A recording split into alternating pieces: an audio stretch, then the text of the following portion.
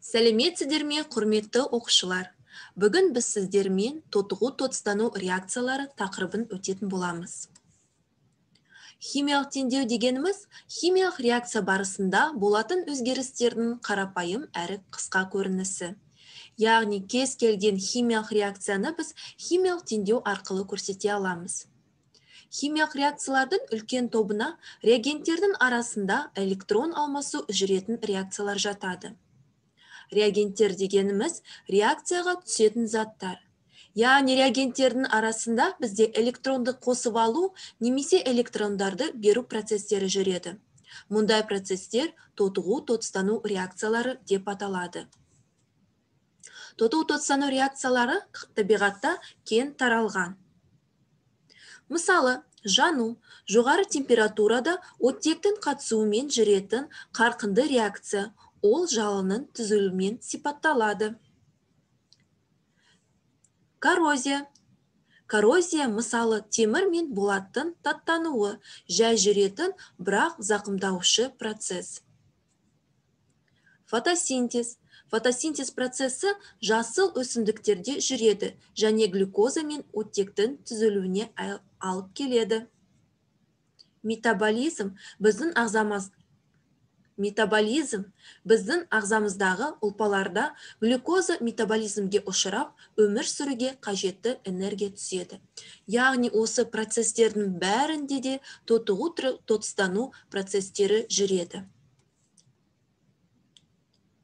Кез келген элементтің тотығу дәрежесі дегеніміз оның шартты электрондық заряды. Атом немесе молекула әрқашан электр бейтарап. Себебі олар да оң таңбалар, теріс таңбалар санымен теңеседі. Жай заттардың элементінің тотығу дәрежесі нөлге тең. Мысалы, металдар, бейметалдар немесе екі атомды молекулалар хлор 2, O2, N2 сияқты. Және металдар катионы әрқашан оң зарядталады. Яғни, мысалы, натрий хлориді. Натрий хлоридінде натрий плюс 1 тотығу дәрежесін көрсетеді. Немесе алюминий гидроксиді. Алюминий гидроксидінде алюминий плюс 3 тотығу дәрежесін көрсетеді. Сіздердің алдарыңызда натрийдің күкіртпен әрекеттесу реакциясы берілген. Яғни бұл жерде натрий бізде металл, күкірт бейметалл, соның нәтижесінде натрий сульфиді түзілген.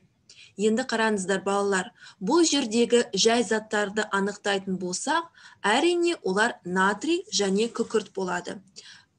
Біз айтқандай, жай заттардың тотығу дәрежесі нөлге тең болады. Натрий бізде сілтілік металл, оның тұрақты тотығу дәрежесі плюс 1. Күкірт ол күкіртсутек қышқылының қышқыл қалдығы, яғни оның тотығу дәрежесі минус 2-ге тең. Осы реакцияда натрий 0-ге тең болып, реакция нәтижесінде плюс 1-ге ауысады. Яғни плюс 1-ге ауысу үшін ол өзінің минус 1 электронын береді. Күкірт тотығу дәрежесі 0-ге тең болды, минус 2-ге ауысып кетті. Яғни осы жерде күкірт 2 электронды қосып алды. Сонда натрий бізде тотықсыздандырғыш, ол тотығу процесіне қатысады. Ал күкірт тотықтырғыш, ол тотықсыздану процесіне ауысады. Енді тотықсыздандырғыш дегеніміз электрондарды береді, тотықтырғышты тотықсыздандырады және ол тотығу процесіне ұшырайды. Тотығудың жартылай реакциясындағы реагент тотықсыздандырғыш тотыққан түрі плюс Ne. Тотықтырғыш дегеніміз электрондарды қабылдайтын, тотықсыздандырғышты тотықтырады және тотықсыздануға ұшырайды. Тотықсызданудың жартылай реакциясындағы реагент тотықтырғыш тотықсызданатын түрі. Яғни осы сызбанұсқада көріп тұрғаныңыздай, тотықсыздандырғыш әрқашан өзінің электрондарын береді. Және тотығу дәрежесі артады, ал тотықтырғыштың тотығу дәрежесі әрине кемейді. Есте сақтаңыздар балалар. Тотықсыздандырғыштар ол тотығу дәрежесінің жоғары элементтер. Яғни кейбір элементтердің төмен тотығу дәрежелері және жоғары тотығу дәрежелері болады. Мысалы, күкірт.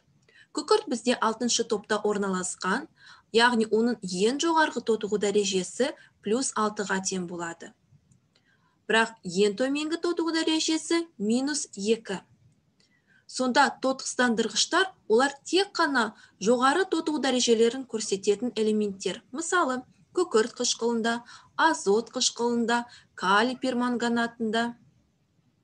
Және олар көбінесе бейметалдар болады. Фтор 2 сияқты.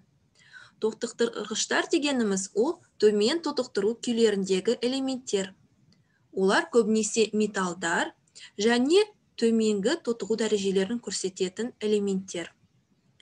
Сонымен қатар барлық органикалық заттар тотықтырғыштар мен тотықсыздандырғыштар атомдардың аралық тотығу күйіндегі элементтер болып табылады. Балалар, бүгін біз сіздермен тотығу тотықсыздану реакциялары деген тақырыппен таныстық. Енді осы екі түсінікті шатастырмайсыздар деп ойлаймын. Бүгінгі сабақ сіздерге қызықты болды деп Бүгінгі сабақ сіздерге ұнады деп ойлаймын. Сау болыңыздар.